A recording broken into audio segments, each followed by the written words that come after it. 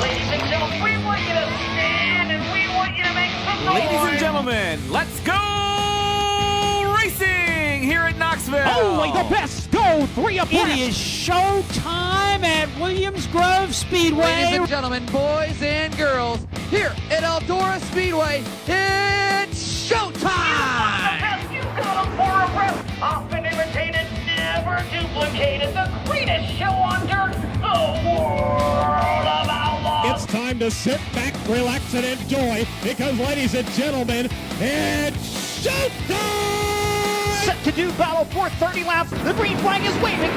Hello again. It's Wing Nation presented by Hercules Tires. Ride on our strength. Talking sprint car racing, our favorite time of the week. And we are so glad that you have joined us. It's Dryden week around here. We'll talk a little bit about that as well as we are getting set for the big Dryden double here with Motor Racing Network on from the Monster Mile. But a lot of sprint car racing as well. And speaking of Dryden, the Dryden driver is the point leader in the world of outlaws with Logan Schuart. How about that? I know. It's really neat. I saw some stat about like the first team not owned by a former NASCAR driver or current NASCAR driver to lead the points, and it's been a long time. Long time. Yeah, it is. It's really, really cool. She's Erin Evernham. I'm Steve Post. We are going to chat with, let's see, David Gravel and JJ Hickle, and just some great stuff. Good stuff. JJ won the ASCS Sprint Week. So good, fun stuff. Erin, I consider it a successful week away from Knoxville when I did not block any of my friends. I mean, that's really what I consider success. I didn't. Now, Ross Weiss, with the food pictures. Oh, the corn dip. And everything like that. He came this close. I've got my fingers real close together here for those of you listening. He came this close to getting blocked with all of the cattlemen stand and everything else. But everyone else was on their best behavior. Yeah, I agree. I mean, I think leading up to it, I was really sad. I saw people getting ready, the momentum. But when I saw the actual races, watched them all on Dirt Vision, enjoyed it. But I feel like even if you're there and some of the people I talked to, it wasn't quite the Nationals. So I enjoyed them on Dirt Vision. But I have to say this, too. This is totally getting off the rails like you do. Watching Dirt Vision or watching the not Nationals from your bed is not ideal. Like, I doze off. Oh gosh. When you're at the track, the excitement, the smell, the sounds, you're there. Dirt Vision is awesome. I'm so thankful for them this year, especially. Sure. But it's a little harder to stay awake when you're watching on the couch or in bed. Yeah, that's what I found with it. I've become addicted to Dirt Vision and Flow Racing. And last week it was Racing Boys with that. I mean, I tuned in. And I'm laying there in bed doing the head bob. And it's like, oh, my God, this is just, And then it's like, okay, and what time do I have to get up in the morning? Okay, so that's 7 hours. Okay, I really need to pull the trigger on going to sleep. But what's going on? I had one night, this is again off. I had one night with Flow Racing where I'm just laying there. And I started watching the A-Main at Lincoln. And I ended up at 2 in the morning or 1 in the morning in Maryville, California, watching a 360 race. I mean, we are so fortunate with it, but you're right. Getting back to Knoxville, it's just wow. I'm watching it, following along. And I was in Daytona where we were just very, very busy down there with the NASCAR stuff. And I set a bedtime. And I'll watch the highlights in the morning. And every night I didn't get to stay up and watch the race just because I'm one of the other things at Daytona, I like to get up and run on the beach. I like to give myself an hour to go in the morning and a little bit earlier. So I just put a deadline. And we didn't catch it, and I missed it. And so I forced myself on Saturday night. I'm like, I'm not missing this, but I might have dozed out. There you go. Yeah, absolutely. Well, let's get right to it. Our Classic Ink screen printing and embroidery hot topics. Knoxville, the one and only, the Capitani Classic. I don't really think when we look at the winners or really anybody the top finisher, no real shockers here as far as the top finishers go. Thursday night, Kyle Larson over Logan Schuart and Aaron Reitzel. Friday night, David Gravel over Kyle Larson and Brad Sweet. All drivers you expect up front. Saturday, Kyle Larson, $50,000. David Gravel, $25,000. Logan, $12,500. No shockers there. Larson has 7 starts at Knoxville with 5 wins. A second on Friday night. And his first night there, he really struggled. He finished 10th. With the World of Outlaws back in June or whenever we went there for the first time. Unacceptable, exactly. Yeah. He ought to just go run late models or something. Oh, wait a minute. Well, we'll get to that later on, too. Now, what was shocking, was one of the combatants that started his night in the C-Main, Donnie Schatz. 17th in the C main too. Yeah. When you're 17th in the C main, you've not had a good night. Okay. No. But when you're Donnie Schatz, you can go from 17th to the win in the C main, and then from 18th to 4th in the B main, and from 24th to 12th in the A main with a hard charger. It was fun to watch that. Yeah, that was wild. That was wild. It was. And it's very rare these days where we get the old Doug Wolfgang run the alphabet. Yeah. And I'll go back. We had the indoor race at Trenton where we had a guy come from the E main to win the thing. Yeah. I mean, and it's just once it gets rocking and rolling, it's fun. It's like every car passed, every car. Yep. You know, Donnie's racing for that fourth final transfer spot in the Did you B-main. see that? Yeah, that was I saw cool. that. I mean, if that caution didn't come out. Yeah, absolutely. So every break, Yep. you live in, and with Donnie, you live and die by it, because some people are just like, let's go, and other people are like, we don't want him in the A main. Yeah. You know, and so some people, so that caution goes out, half the people are like, oh no, because you know what's coming. Yep. The caution doesn't come out. Yeah, I mean, it's just, it's fascinating. What a run by Schatz. And face it, they're still working through some things with the team and trying to get that thing rolling. But boy, when they get it tuned up, man. Yeah, and it was neat because they said that, you know, if he just pulled in off the C, he could have used a provisional. But instead of doing that, he did That's it the true. right way and saved himself a provisional throughout the year. Absolutely. So great stuff. A lot of entertainment, a lot of drama, a lot of excitement, and it boils down to this. You have got half of the sprint, and it's not half, I don't know what the percentages are, but you got a portion of the sprint car crowd saying, wasn't that the most incredible thing watching Donnie Schatz go from the C to the A? And then you've got the other half saying, how about Larson lapping Donnie Schatz? And it's like, folks, I mean, we you know, by the way, that Donnie Schatz that is on Mount Rushmore of sprint car racing, so let's not, and you never know, who knows, halfway through the B main, they might have discovered something that just might come back to haunt everybody for the rest of the year, too. You're right. I mean, so, because they're that good.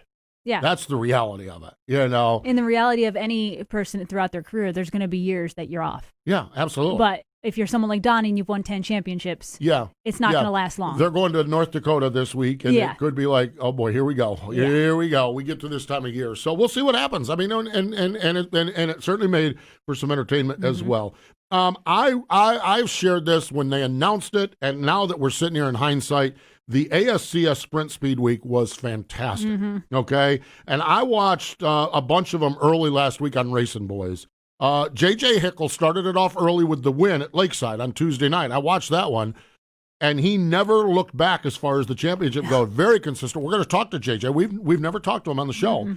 Little family team from California that drove it over the Rocky Mountains down into and did all right. Yeah, raced Knoxville and Oskaloosa, and they ran 34 races, I think. Yep. And then boom, then they just go on to this thing. But John Carney the second, Seth Bergman, Blake Hahn won 2, and Colton Heath won the final one. JJ gets $3,000 from Smiley Racing Products, but Erin, 91 drivers participated in this thing. The first few nights, it was 38, 37, 38, or 37, 36, 36. Really, really strong. Again, it's a weird year, okay? And kudos to Emmett and to everybody there. Terry Maddox is the one that put these together. Kudos to everyone. And we're going to talk to JJ Hickle. I think it's really, really cool what they did for sure. Lernerville, AJ Flick, don't look now, 3 in a row for Complete Chaos. That's his Twitter name, Complete Chaos. AJ Flick. And talking about getting rocking and rolling, we talked to this guy last week, and you could start to sense a little vibe. Brent Marks, he was on the show. He won at Port last week. He picked up the win on Friday night at Williams Grove, took it off from Brian Monteith. And so that's packing a lunch right there. Yeah. So good stuff. And we're in this weird time of the year where Knoxville's over, and it's kind of like, and this year's even weirder because there's no guarantee one more race is going to happen, let alone, I mean, and we're all rolling our eyes, but we just don't know what's going to happen with this. So every race is a blessing, and hopefully, fingers crossed, all of the ones scheduled for the rest of the year happen. We got some great big events coming up. Yeah. So we'll see what happens with it. So there you have it. Your Classic Ink screen printing and embroidery hot topics. You can find out more at www.classicinkusa. They offer full custom driver apparel and crew wear options. Full service embroidery department specializing in headwear and outerwear, an experienced design team, a dedicated sales department. They have it all at Classic Ink. And it's not just for racing. Local businesses, school districts, sports teams, you name it. Sheldon Haudenschild, Donnie Schatz, Danny Dietrich, David Stremme, Lethal Chassis, Tony Stewart, Brian Brand. The list goes on of people who use Classic Ink USA. Mentioned this earlier, Flow Racing. I'm addicted to it, okay? and check this out. Ocean Speedway, Watsonville, California. Oh, by the way, I know I'm digressing from what we're doing here with our Dryden. You digressing? I know. A couple weeks ago, I was watching from out in Watsonville, and they showed the cloud. They had a great video of the cloud cover coming in over that racetrack because it comes right in off the bay there. Off the ocean. Oh, my gosh, off the ocean, and it was great. So, but anyhow, here we go. Justin Saunders, or Saunders, that is, first repeat winner in the Taco Bravo Sprints at Ocean Speedway in Watsonville, California. Flow Racing with Stevens Blakesley, they had the call. And now for the Dryden death-defying move of the week, where one driver simply amazes us with their on-track moves. Tanner Carrot got a little hung up in the berm there on the bottom, side by side for second. Sanders jumps inside. Oh, wow! What a move by Justin Sanders, a 3-wide maneuver, and he takes the lead. What was that? That death-defying move was brought to you by Dryden Diesel All Death, the official death of the World of Outlaws and wheelmen everywhere. Visit Dryden.com for more information. And now for the Dryden death-defying move of...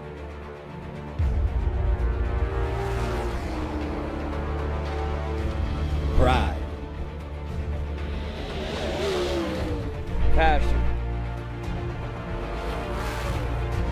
Performance.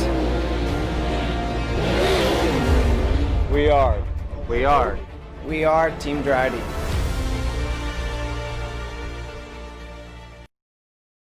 Power isn't born, it's built over time.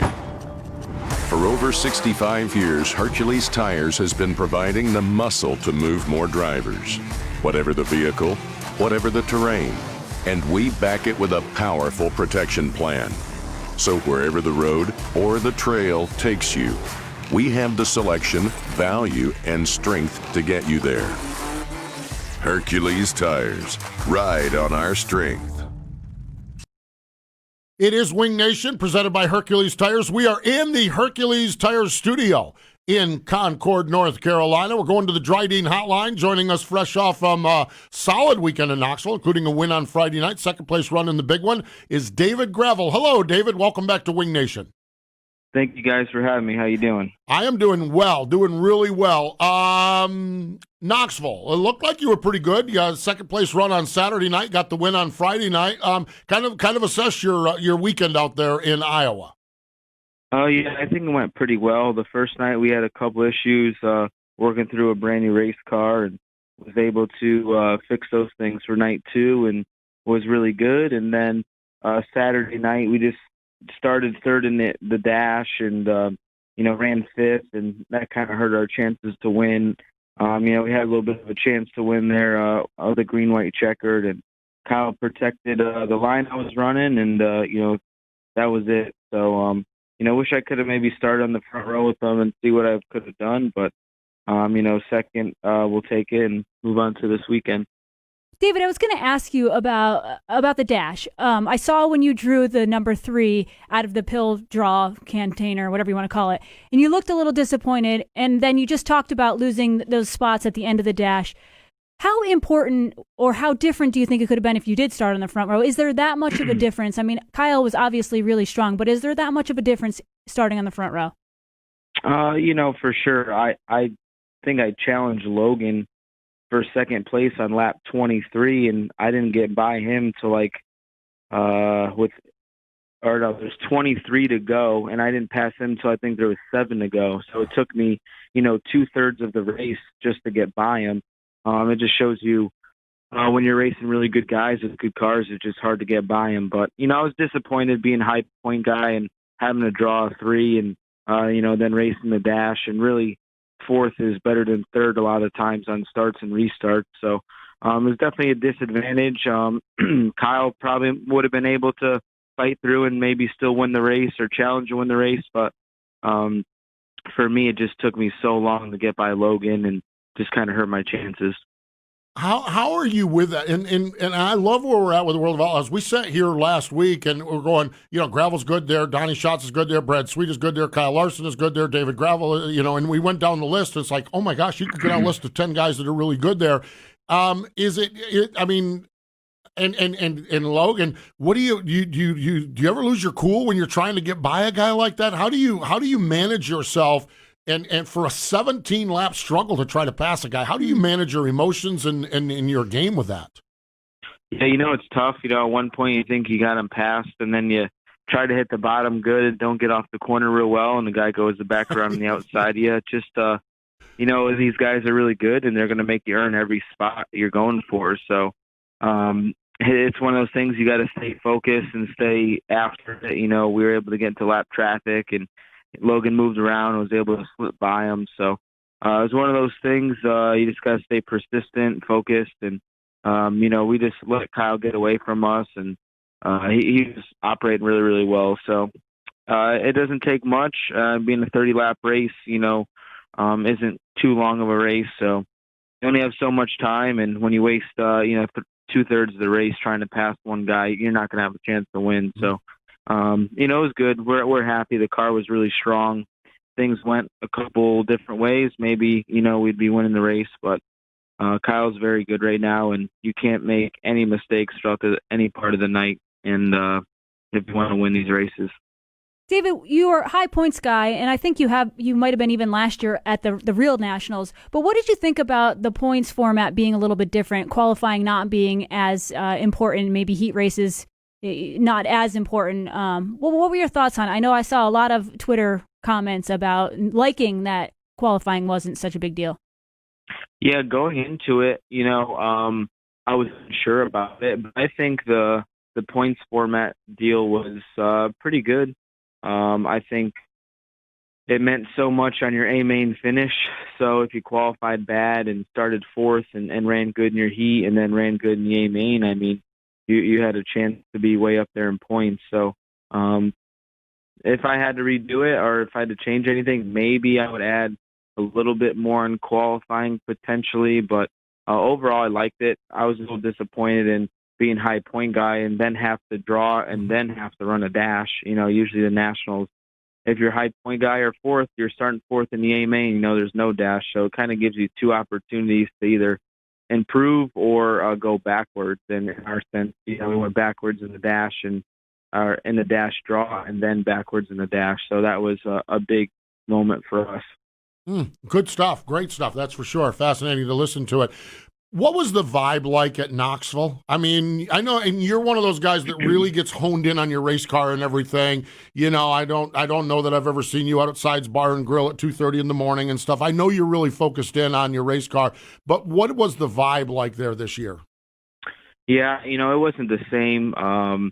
Everybody, was excited for it, and I think it was still a good week. Just not seeing those fans fill the stands and.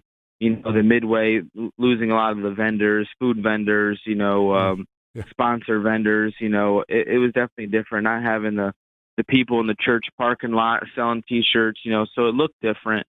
But, overall, I think it was a great effort by everybody. The payout was fairly good considering everything. We didn't have Wing Nation every day, so we were missing that at the track. But we had a little spin-off of that, but again, it wasn't the same. But, it was good. I mean, it was a good effort for everybody. Everybody was able to sell their T-shirts on Knoxville's property. We were able to race 3 nights instead of typically 2 nights. So it all wasn't bad. I think pat on the back to the World of Outlaws and Knoxville Raceway. Okay, now you talk about a little spin-off or something on Wing Nation. There was also, did I see you on a video as part of the taco eating contest? Oh. Yeah, really lack of information for me there. I think ate lunch at like 2:30, 2:45 at Rib Shack, and I was on at like 3:15. So I brought a knife to a gunfight, and Dominic talks a big game, and Tony Bachhoven kicked his butt. So really, yeah. How many did Tony eat? We only had 3, but Tony won. He ate it. He ate them all first. was a time thing. Oh, it's a time thing. Well, that's yeah. Oh, wow. Wow, I'll tell you what. Well, it's good. Postman wasn't there. See, it's good they had an amateur hour this week. So this year, so next year when they come back, I'll have something to shoot for. So it's cool. That's good sure. stuff. I'll back out last minute. That's for sure. Yeah, you don't even want to be in that competition. I wondered how you got into that. I'm like, I know Tony's a really big heater, and I know Dominic's a really big heater, obviously. And I'm like, I don't know about David in this thing. I mean, I know you probably enjoy a good meal, but I don't know that you match up there. But everywhere else, it's really good. That's for sure. David, going back previous week, I want to talk to you about your NASCAR event at Michigan. And now during the race, I was getting some texts from your spotter, Keith Barnwell, who used to be my spotter way back in the day and a good friend. And he was keeping me up to date. But a top 10, you must have been really happy with that result. Yeah, for sure. I think realistically, that was the best case scenario that could happen for me in my debut with no practice or qualifying. Never been on that racetrack in my life. Never, experienced dirty air with the trucks, so it was a very nerve-wracking day for me, starting 12th in front of a lot of really, really good guys. And, I just didn't want to crash in the first lap or first corner. So our goal was to be very tentative and very go very cautious and get to the first two stages and kind of see where the last stage put us at. And we kind of ran around 23rd to 20th the whole race and was very tentative on restarts and not bump drafting like all these guys are doing. And, gave up a lot of positions, but was able to stay in the hunt, dodge a wreck and get 4 flat tires and get that fixed, and had a pit road penalty for a loose tire. So we had to fight a couple things, but we ended up being 18th on the last green-white checkered. And I think like about 3 or 4 guys kind of got messed up on the last lap, and I passed about 4 guys and ended up 10th. So, it was really cool. We were just hoping for a top 20 and to finish 10th. Everybody was ecstatic. The slide for life you went on. I was sitting having a perch dinner in Wisconsin, ready for Road America, and I watched you slide down through the infield grass. That must have seemed like it took forever. Yeah, it felt like forever. And Keith had let off the brakes and it straightened up, and then everything was vibrating like crazy because I had 4 flat tires. So had to limp it to pit road when pit road was closed, and it was interesting. But pit road stuff was not easy, but it went pretty smooth for me, and I felt like I did good in those aspects, just the aggressiveness. But that was kind of our mindset going in, is to not do anything stupid.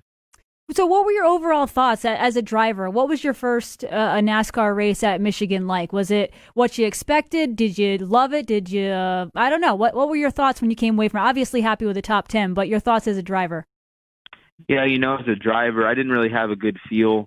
You're just kind of going off instincts, running in the corner and kind of I don't think I found the limit or the edge yet. I tried to run the bottom one time, 1 and 2, and it's real flat down there, and got loose and sideways one time, saved it, and that kind of scared me to run the bottom at 10. But just one of those things.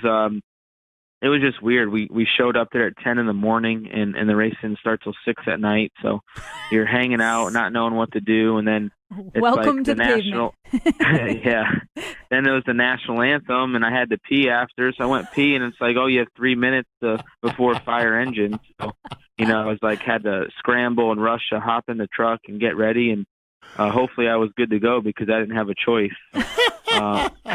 It was one of those things. Everything happened so fast, I didn't really have time to think if it was good or bad. And like I just told those guys that the crew chief asked me, am I loose or tight? And there's so many new things going on for me. I just truly didn't know. So I think I kind of tuned my crew chief out more than helped him throughout the race, just because the lack of experience and giving him feedback. So just something you got to work on over time. You a final question for you here. You go into this year, you had a plan, you had a schedule, you had everything done, then COVID hits, and you finally get to race a couple weeks ago at Michigan. Do you have a plan going forward? When's your next truck race, or is that still being worked on? What is an updated plan on that? Yeah, so it's kind of all gotten messed up and changed around just with COVID going on. We had sponsorship and funding for 6 races, and that's all kind of been pulled back. So right now I possibly will be in one more race this year. So Nothing's finalized. Maybe I'll get more. Who knows? But it's a tough business. As a driver, I could just do the best I can and see it all plays out. So I really don't have much information. I wish I did. It's just been an unsettling year with, planning to not run the Outlaws and now only missing 2 races, and how good a shape the team's in points. And I'd probably be the points leader right now if I ran those 2 races I missed. So it's just been, I've been torn in a million directions. Happy to say I've made my NASCAR debut and it being a top 10. So I'm just going to keep rolling with the punches, and whatever's meant to be is meant to be. Yeah, no doubt. That's exactly it. We're all in kind of this weird world. You have a buddy of our Kevin Striegel is doing your video work. His dad Jeff is our lead one of our lead broadcasters here. So your video work has been really, really good, and we like to see Kevtron and Kevin do that as well. That really helped this weekend following along with you as well. He's done a nice job. So really, really fun stuff. David, I'm telling you what, we appreciate the time. We wish you the best in North Dakota this weekend. Oh, thank you guys. And yeah, trying to pump up my YouTube stuff, and if Ray Everham needs a driver for those cool-looking cars, let me know. I'll put in a good word. There we go. Right. There we go. Thank you, David. Thank you, guys. There you go. David Gravel joining us here. Yeah, you imagine there's so many stories, and it's racing, and it's kids going to college, and it's everything.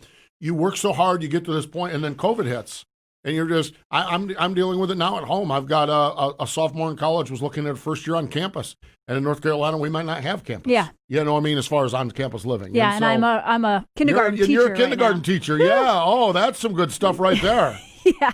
Yeah. Good times. Yeah. 2 days have gone well so far. 2 days. There we go. And David had this 6-race plan for the Truck Series, and maybe it turns into 1. And then during the off season, you never know. Someone comes along with a lot of money, and you end up with no races. It's just the nature of the beast. That is for sure. Hey, our friends at Plan B Sales. It was founded in 2010. Started as a Lionel and Chase Authentics distributor.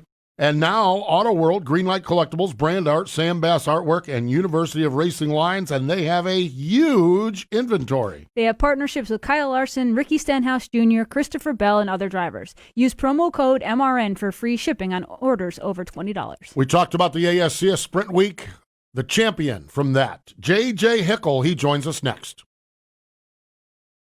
Power isn't born, it's built over time.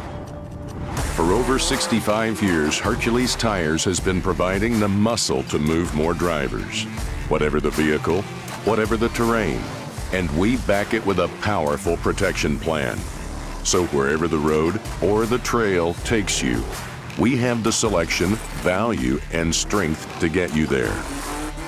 Hercules Tires, ride on our strength. Hey Ashley, what are you up to? Oh, I just stopped by to grab some sage fruit apples. Now I just have to decide which ones. You can never go wrong with a Honey Crisp. They're light, crisp, and full of perfectly balanced flavor. Oh, hey! You could always go with one of their classics, the Gala or Fuji. They're both sweet and juicy. Grown in the heart of Eastern Washington, Sage Fruit Company works hard on the farm and with their retail partners to provide high-quality apples and pears to consumers all year long. Well, I couldn't decide which ones. Thanks for the help, guys. I'll race you to checkout. It is Wing Nation presented by Hercules Tires. Ride on our strength. We're in the Hercules Tire studios. I shared at the top of the show how much fun I had watching.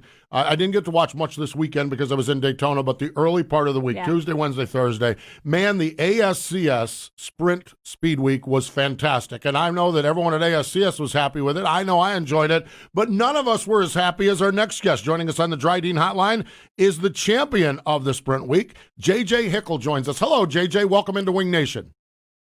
Hey, guys. How you doing? I'm really excited to be on the show. Man, I'll tell you what, we're excited to have you. Okay, so you're sitting in California. You guys are not racing, or you're racing a little bit, or you're doing this, you're doing that. ASCS comes up with this Sprint Week, new format. You're able to tie it into Knoxville and 34 and Oskaloosa. You decide to come across the Rockies and over and do it. Did you ever in your dreams think you'd be coming away with a championship in that? Well, you set out, that's kind of the goal, and we kind of put our eggs in a basket and decided that's what we wanted to do, and we definitely hope to be coming back this way, but definitely, pretty excited to bring the championship home. Never imagined we'd run 5 podiums in 6 nights. It's just kind of a dream week. Everything kind of fell our way, and we found some speed, and it was like, just kept on rolling it. Like we got going at Knoxville and got in the show, and then just kept rolling through Speed Week and just really had some good speed all week. It was a blast. Now, JJ, I think I read that almost all the tracks were new to you, or maybe not all, but most of them. When you get to a track, is there anything that you do? Do you walk it like some drivers do? Do you talk to some of the locals, the regulars? I mean, you had all these podiums, and yet you hadn't seen many of these tracks. Yeah, I mean, you Racing Boys and those guys, they all do a lot of good videos, so we try and do a little bit of homework on the way there, but then you just go look at the place and then kind of figure out who's been there before and try and get behind a fast guy on hot laps. So you got about 2 or 3 laps to figure it out, and then after that, it's just just kind of hope that it all makes sense after that and get rolling. Yeah, 2 or 3 laps to figure it out. Yeah, we just had David Gravel who said he sat in the trailer in NASCAR race for 6 hours waiting for something to happen. You get 2 or 3 laps. Yeah. It's kind of the difference between the asphalt and the dirt road. JJ, I'm not all that familiar with you guys out on or what you've done in the past. I mean, I've done some research and everything, but had you ever done anything like a speed week like that where you probably ran Friday, Saturday, maybe a long weekend. Had you ever done anything quite aggressive as that? I mean, 6 races in 6 days is a little bit aggressive, but we've done a Northwest Speed Week a few times where we race all throughout Oregon and Washington and, 6 races in 8 days. And then in 2008, I actually drove for a team that came out and we ran the Knoxville Nationals as well as the ASCS National Tour Speed Week. But every Speed Week I've done had days off, whereas this one we just, no matter what, 3 or 4 hours, 5 hours from the next track, it was just day after day. So it was a real reflection on our team. Like, I'm super proud of our team, pretty small team out of California, and the Warden family put a really nice car together, and we put a pretty good team together here, and we came out, we didn't have any parts failures or anything, and that was just huge. We came out prepared and just put on a grind because it was hot and it was humid, and it was like, you almost have to become nocturnal to work on your stuff in the Midwest during the summer like that. It is very true. JJ, your win at Lakeside, you passed Ian Madsen to take the lead. How cool was that for you, and how much of a confidence booster? Oh, man, that was huge. He passed me early in the race, and I could tell that we had something for him, and we were able to run him back down in traffic and beat him. And it's like, you get out of the car and you beat a guy like that. It's just nothing better for your confidence, for your team. Everybody believes in you, and it's just it's real good to do something like that because, we're really excited going into it, but then we kind of proved that we belong there right off the bat. And after that, it kind of just set the tone for the week. We were able to just keep on rolling and carry that same speed all week long. No, that is phenomenal. What a week it was. That is for sure. Like I said, I enjoyed the heck out of watching it on Racing Boys. Your background, okay? You're listed as a driver from Washington. You're racing for a team in California. And you say years ago you went to Knoxville and ran it and everything like that. How did you just give us a little bit of your backstory and how you ended up where you're at today? Definitely, yeah. I started racing quarter midgets when I was 5, and then I was kind of too far away from any mini sprint tracks to really make anything like that happen. So then when I was 14 and 15, I started dabbling my feet in 360 sprint cars. And I've kind of, had several different opportunities to drive for people since then and gotten to travel a little bit, but haven't really had much traveling over the last couple of years. And then I got hooked up with the Warden family, Ivan and Jane, out of California last year. And I was driving back and forth from Washington with my crew guy, Pat. And at the end of the year, they asked if I wanted to maybe move down there and race full-time for them next year. And, before they even got done saying the sentence, I was like, yep, absolutely, that's what I want to do. And they're like, well, don't you need to talk to your family or, your work or anything? I was like, everybody in my life knows that everything I've wanted is an opportunity to go racing. And so I actually live with them now, and they moved my best friend and my main helper, my main wrench, Pat, down with me. Nice. So, I kind of have the same team that I've had at home, but racing for them now. And we just work really good together, and it's just kind of worked out to where I live in California with the race car now, and I was able to get I'm a residential electrician by trade, and I was able to get a part-time job down here that kind of works around my racing schedule, and I'm just super fortunate to be able to go racing for them right now. And then hopefully we can parlay this into what we're trying to do next year is just put enough sponsorship and enough partnership together to be able to go on the full-time national tour is kind of the goal right now. Wow. So I'm really excited with where we're at right now, and if we could get the right backing and stuff, I really believe we could go out on the national tour and be competitive. So that's kind of where our goal's at. We've been there since before the trip, but I think that we really proved that we could run out there on this trip. So we're gonna go pretty hard this winter and try and get some partners and try and make something happen. Yeah, I'd say you pretty much proved it this week that you belong out there. So, JJ, you relocate your whole life to California to race, and then COVID hits, and you don't get to race much at all. And now you get to go out to the Midwest and run a whole bunch of nights in a row, and now you're back in California. Any plans to go back Midwest, or what does it look like for the remainder of the series or season, aside from getting everything ready for next year? I'm thinking that we'll hit the California shows that are left. There's just there's some 360 racing left there, just kind of weekly stuff, and then we'll go back over to Great Falls, Montana for a 3-day show in the beginning of September, and then after that we're kind of looking at schedules, and I'd really hope to stay out there and run maybe the 2-day show at Houston towards the end of the month next month or something. But we're just kind of looking at what there is to optimize the trip. Like when we go out, like going to Montana for 3 nights of racing kind of makes sense. And then if we can stay over there and then race something in the Midwest over there before we come home, that'd probably be kind of our last trip of the year, I would think, most likely, depending on what happens in Arizona at the end of the year. But like you said, with the COVID thing, it's just like week by week kind of seeing what's out there. Yeah. Man, it is exciting. It really is. JJ, it's been a real thrill chatting with you. We congratulate you again on the win, the $3,000 Smiley's gift card and everything else that went along with it, the wins and the race win and the podium finish and everything. And thanks for joining us here on Wing Nation. Yeah, thank you guys very much. I'd like to thank my race team, obviously, and Speedway Motors and Helix Chassis and Design It Prototype, and pretty much just anybody who helps this team out and anybody who wants to get on board. We're definitely looking for more partners. So thank you guys very much. I appreciate it, and we'll head on down the road. There you go. JJ Hickle joining us here on the program. Isn't that cool? It is. Man, there's a lot of excitement there. There is. I love to hear. And there should be. Yeah, I love to hear a story like that. Yeah. It's just you work your guts out and you do things and then you move and you get this opportunity in California, and as you say, the brakes get put on everything. Yeah.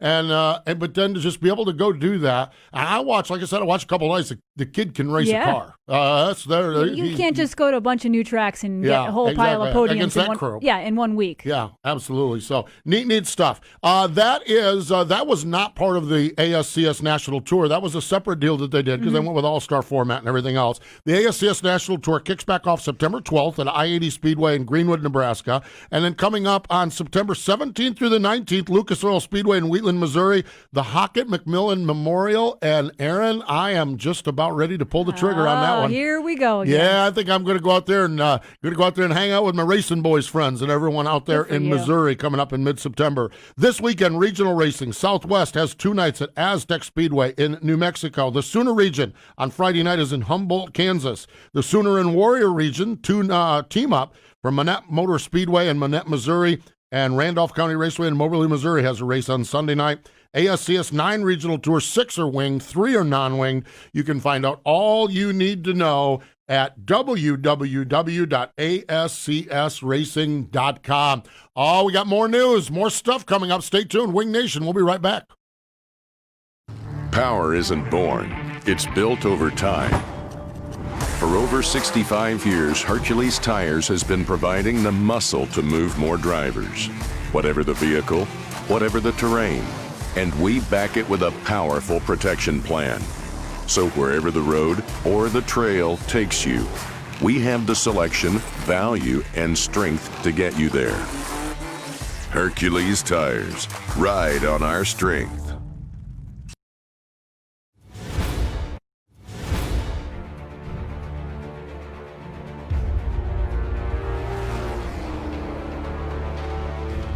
Pride.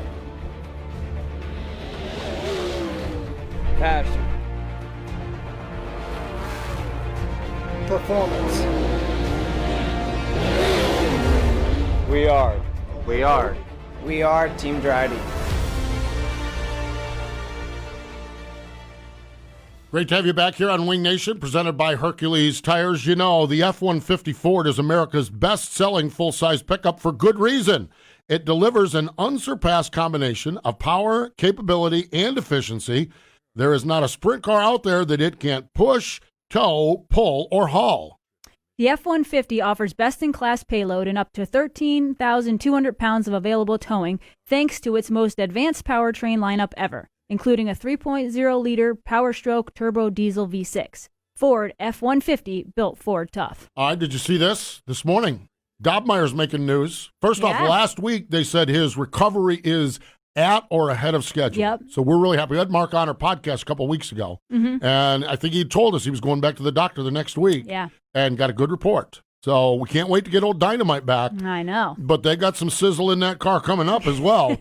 Sammy is going to drive it this weekend at River City Speedway on Friday night, Red River Valley, and then at Huset's on Labor Day weekend. How about that? If you're going to the bullpen, Sammy's not a bad place to go. Yeah, and I don't think they have too bad of a setup package at River Cities either. I think they've got a really good setup, and it's always fascinating. I love when these people hire Sammy because when it gets done, okay, they're like, man, I learned a lot hanging out with him. Oh, my gosh, you talk about what he can bring. And it's not like Mark needs any help, but it's going to be good to have something like that, another set of eyes, another brain to kind of pick into for those races. So I love that they're doing that. I really do. We kind of teased and alluded to this, and I have nothing. Kyle Larson in a late model, he tested a late model last night out at Carolina Speedway with Kevin Rumley, and there's already a shirt. So there's more. No, there is not. There's already a tentative shirt design. So there's more to it than just a test at Carolina Speedway. Well, and if that's a car to get into, I mean, no like, doubt, I mean, Kevin's cars are. Yep. But I don't follow much late model stuff, but I know that much. Yes, exactly. Okay, but there's also speculation that he may be running at the Indianapolis Fairgrounds for the Silver Crown race this weekend. Interesting. Yeah, there's speculation of that. Kyle is. And the funding on this is coming from all the World of Outlaw teams. They've all chipped in and said, go somewhere else. No, I'm just kidding. They're all sponsoring the ride. Sponsoring them. That's like what Fred Raymer says. You need to do whatever you can do to get Kyle Larson back to NASCAR. You know, I mean, when he was stomping him up there at Pennsylvania Speedway. But I think there's I'd say stay tuned. There's a lot going on with Kyle Larson. A lot of speculation as to what's happening with him this weekend with the late model, with the future, and everything else. And I think now that Knoxville is cleared, I think we'll start to get a little clarity with some things as we go forward. So there is that. Okay, now check this out. I just happened to see this. Knoxville Raceway, 30 years ago today, it was the 1990 Knoxville Nationals, one of the greatest underdog beats big dog stories. The big dog that's still racing, by the way. We just talked about him a second ago. Bobby Allen Scruffy won the Knoxville Nationals over Sammy Swindell. That was unreal. We did a show a couple years ago, a Wing Nation show a couple years ago, and Bobby told the story of the last few laps, just running on the bottom, and we had the video to go with it. And Kreger did a great job putting that together. And I'm telling you, what a great moment in the sport when Scruffy won one for the working man there. Absolutely. And to hold off Sammy. And in 1990, Sammy was the man that everybody booed all the time. Yep. You know, I mean, so to have Scruffy whoop him, you know, I mean, just one of the great moments. Scruffy owning a car that's leading the World of Outlaw points. How about that? I mean, that is amazing. That really is what it's become. And I bring this to tie it all together. And I started the show with it. And those of you watching, I'm not wearing the traditional blue. I'm Dryden red. This is Dryden week here on MRN. And as we get ready for the Dryden doubleheader weekend at Dover's Monster Mile this weekend, you can learn more about their complete line of automotive, commercial, and industrial lubricants at Dryden.com. Dryden, the hardest working brand in heavy-duty lubrication. What Dryden has done, first off, and it started with Bobby Allen, and I love the story how they ended up with Bobby Allen, because, you know, Dave Klinger's like this sales guy, marketing guy, says, we got this sprint car team owned by Bobby Allen, and Klinger's like, I used to watch some guy named Bobby Allen race. And the whole thing, so the tie-in with it, and to see them evolve into the late model world with Scott Bloomquist Racing, and then into the NASCAR world with Corey LaJoie and Dover. We have got this weekend on MRN, we have got 6 races. Okay, 2 on Friday, ARCA and trucks, but then it's the Dryden doubleheader.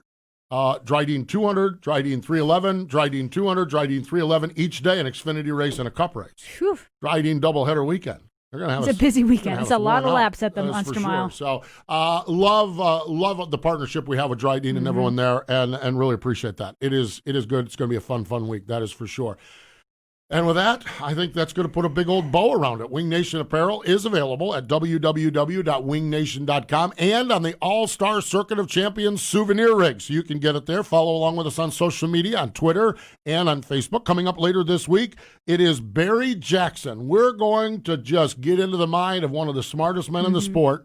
Barry Jackson joins us on our podcast. And later on Wing Nation TV, man, this one here, we've already recorded it, Bill Balog, the North Pole Nightmare. Oh, are you kidding me? It is going to be awesome. So it is going to be great. That is for sure. We appreciate JJ Hickle and David Gravel for joining us. More important than all of that, though, thank you for joining us here today. Wing Nation has been brought to you by Hercules Tires. Ride on our strength. Watch Wing Nation Saturday mornings on MAV TV. You can also find Wing Nation on wingnation.com or your favorite podcast provider. Wing Nation is a production of the Motor Racing Network. All rights reserved.